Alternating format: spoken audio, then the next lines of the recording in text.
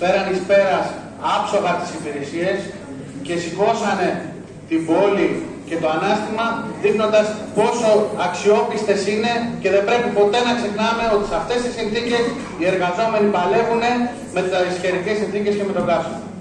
Να δώσω τις ευχαριστίες μου όχι μόνο σαν εργαζόμενος, αλλά και σαν δημότης και σαν ωφελούμενος για ό,τι σημαντικό έχει προσφέρει η τόμη στους εργαζόμενους. Και δεν πρέπει ποτέ να ξεχνάμε, και μιλάω εκ μέρους όλων των εργαζομένων, ότι στις δύσκολες στιγμές του κορονοϊού ήταν εκεί δίπλα μας να μας ενημερώσουν, να μας συμβουλέψουν μαζί με τον γιατρό εργασίας, να προσπαθήσουν να λύσουμε το σοβαρό πρόβλημα που υπήρχε και υπάρχει με τους εμβολιασμούς στους εργαζομένους, να τους πείσουν να έρθουν να κάνουν το εμβόλιο της γρίπης, του πνευμονιόκοκκου.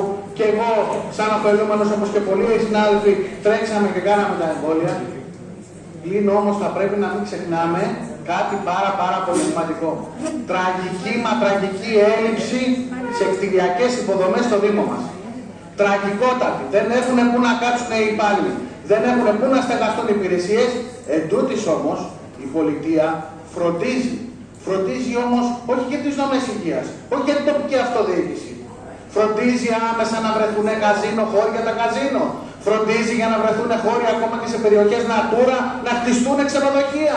Φροντίζει για τα σπιτάκια, άμεσα σπιτάκια ανακύκλωσης, χωρίς πολεμικούς κανόνες, χωρίς οποιαδήποτε άλλη παραβίαση, ο εργολάβος, ο ιδιώτης να έρθει να στήσει ένα πρωί δεκάδες παράνομα σπιτάκια ανακύκλωσης. Εκεί λοιπόν η πολιτεία βρίσκει τρόπους να στεγάσει για τα παιδιά μας, για την παιδεία, για την υγεία, για την πρωτοβάθμια υγεία, δεν βρίσκει χώρους.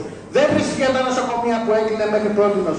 Δεν βρίσκει χώρους για τα δεκάδες στην επαρχία και στην περιφέρεια κέντρα υγείας τα οποία καταστρέφονται και κλείνουν. Και να τονίσω, σε άλλους δήμους κάνουν προσπάθειες όντως να παραμείνουν τα κέντρα υγείας. Εγώ προτείνω, και σκεφτείτε το πάρα πολύ καλά, το πρόβλημα το έχει η κυβέρνηση. Να απευθυνθούμε λοιπόν να γίνει η αναβολή σήμερα της συνεδρίασης, να απευθυνθούμε στο Υπουργείο Υγείας και να εξευρεθεί άμεσα λύση από τον Υπουργό Υγείας, αυτός ο οποίος είναι υπεύθυνος και κυβέρνει μέχρι εδώ.